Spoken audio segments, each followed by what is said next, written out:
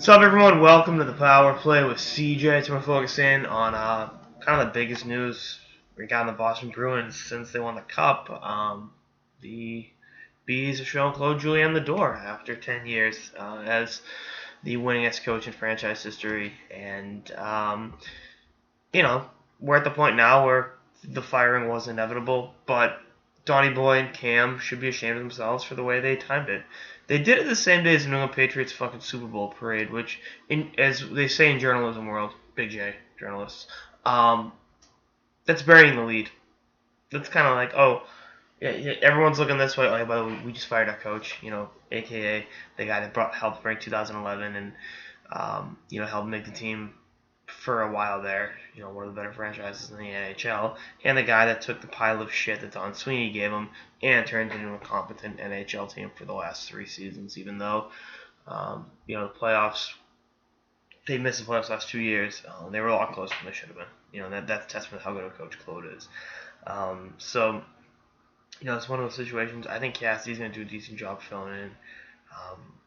As decent a job as you can do. I mean, again, I just think the way they've handled this Claude situation, it reminds me a little bit of Terry Francona, the way the Red Sox kind of pinned the 2011 collapse on him, and like, oh yeah, and then in this is the way Boston does things.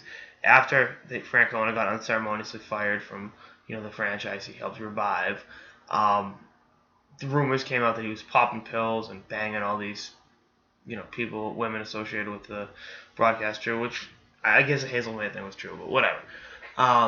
It's just that's the way things go in Boston. Once someone gets shown the door, on the way out, all your dirty laundry comes up. We start with Tyler Seguin, we start with Dougie Hamilton.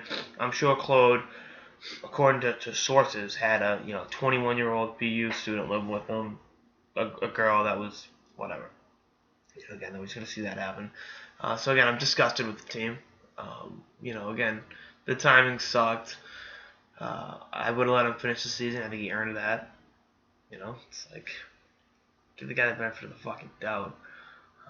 But, again, we'll see if this offseason they like to stick with Cassidy. I think the way the team finishes down the stretch will define that.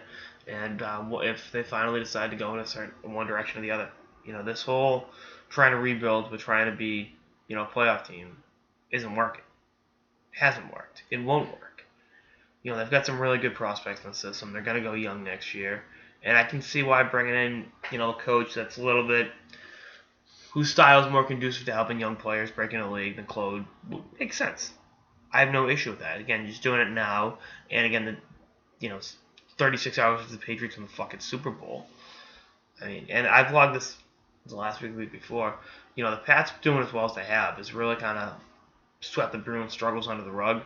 And then, I guess the Pats' success helped sweep Claude getting fired under the rug in Boston because it wasn't the top story because, again, it was just the time. And tip my hat to Claude. Thank you for all you did. No one did more for a team and took more shit over the last 10 years than Claude Julien. Again, I blogged this before. It seems like every year, Claude's getting fired. There's always rumors of Claude's on the hot seat. If they don't beat Ottawa tomorrow, look for Claude. Look for Claude to be. It's like, come on. So we'll see what happens. But again, I think Claude and Gerard Gallant will both be in the running for the Vegas job, which is neither here nor there, but just throwing that out there. Anyway, that's all I got in this episode of the Power Play with CJ. Stay tuned for episodes of the season and beyond. Later, guys.